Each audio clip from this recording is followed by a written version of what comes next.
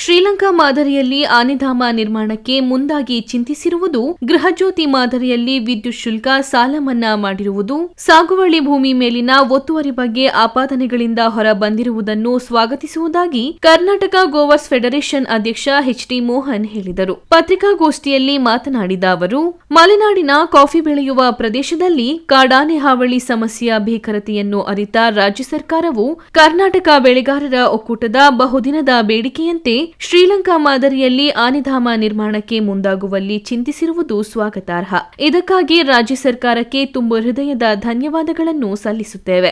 ರಾಜ್ಯ ಸರ್ಕಾರವು ಅರಣ್ಯ ಮತ್ತು ಕಂದಾಯ ಭೂಮಿಯನ್ನು ಸರ್ವೆ ಮಾಡಿ ಗುರುತಿಸುವುದಾಗಿ ತಿಳಿಸಿದ್ದು, ಈ ಕಾರ್ಯವನ್ನು ಶೀಘ್ರದಲ್ಲೇ ಪ್ರಾರಂಭಿಸಿ ಅರಣ್ಯ ಭೂಮಿಯನ್ನು ಗುರುತಿಸಬೇಕೆಂದು ಕೇಳಿಕೊಳ್ಳುತ್ತೇವೆ. ಇದರಿಂದ ಈಗಾಗಲೇ ಅರಣ್ಯ ಇಲಾಖೆಯು ಬೆಳೆಗಾರರ ಸಾಗುವಳಿ ಜಮೀನನ್ನು ಅರಣ್ಯವೆಂದು ತಿಳಿಸಿರುವ ಗೊಂದಲಗಳು ನಿವಾರಣೆಗೊಂಡು ಕಾಫಿ ಬೆಳೆಗಾರರು ಅರಣ್ಯ ಭೂಮಿಯನ್ನು ಒತ್ತುವರಿ ಮಾಡಿ ಸಾಗುವಳಿ ಮಾಡಿದ್ದಾರೆಂಬ ಆಪಾದನೆಯಿಂದ ಹೊರಬಂದಂತಾಗುತ್ತದೆ. ಜೊತೆಗೆ ಅರಣ್ಯ ಒತ್ತುವರಿಯಲ್ಲಿನ ಸಮಸ್ಯೆಗಳು ಶೀಘ್ರದಲ್ಲೇ ಪರಿಹಾರಗೊಳ್ಳಲಿವೆ ಎಂದರು. ಪತ್ರಿಕಾಗೋಷ್ಠಿಯಲ್ಲಿ ಕರ್ನಾಟಕ ಗೋವರ್ಸ್ ಫೆಡರೇಷನ್ ಪ್ರಧಾನ ಕಾರ್ಯದರ್ಶಿ ಕೆ.ಬಿ. ಕೃಷ್ಣಪ್ಪ, ಉಪಾಧ್ಯಕ್ಷ ಬಿ.ಎಂ. ನಾಗರಾಜು, ನಿರ್ದೇಶಕ ಬಿ.ಜಿ. ಯತೀಶ್ ಹಾಗೂ ಇತರರು ಉಪಸ್ಥಿತರಿದ್ದರು.